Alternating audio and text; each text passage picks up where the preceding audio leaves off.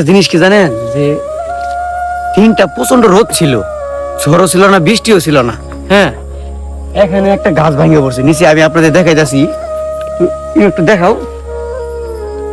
মানে এখানে গাছটা কাটা হয় নাই, ভাঙে পড়ছে এরকম করে দুইটা, এখানে একটা ওই পাশে আর একটা নিচ দিকে। আপনি দেখেন যারা নিচ দিক নাম আসা বলা, আরেকটু আগে কিন্তু আমরা ইন্ডিয়া গেছিলাম, তো নাছিল না, মানে অনলি 5 মিনিট আগে আমরা দেখেছি, অনলি 5 মিনিট।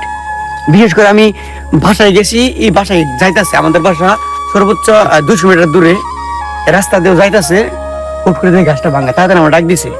আমি অমনি মনে করেন যে খালি কোথায় এসে পড়ছেন অবস্থাটা দেন। আমি 5টা মিনিট আগেও দেখছি যে এখানে সব কাজ ঠিক, এখানে গাছ কাটা হয় নাই। আর এই গাছটা কিন্তু জেন্টার গাছ না, এটা কিন্তু অনেক শক্ত গাছ।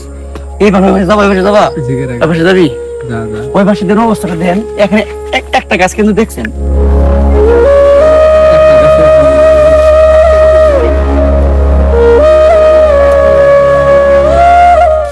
এই দেখেন, ওই পাশে একটা গাছ দেখলেন, এই পাশে একটা গাছ আছে।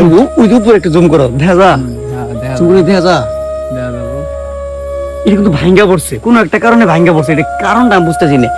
অনলি 5 মিনিট আগে আমরা এখান দিয়ে গেলাম, আর এখনই দেখি এই অবস্থা, এটা কিসের জন্য আমি বুঝতেছি না।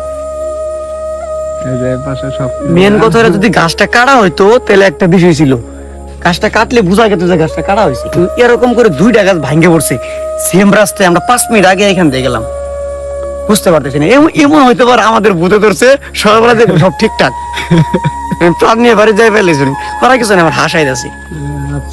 আচ্ছা যাই হোক, সকালের ভিডিও আমি আপনাদের দেখাবো নি, এখন ভিডিওটা স্টপ রাখেন, আগে প্রাণ নিয়ে বাড়িতে ফিরি। অবস্থাটা এগুলো কথা। আমরা কিন্তু একটু আগে ইন্ডিয়া গেছিলাম, তখন ছিল না, এই যে পরে আবার আসার পথে দেখলাম যে ভেঙে পড়ে আছে।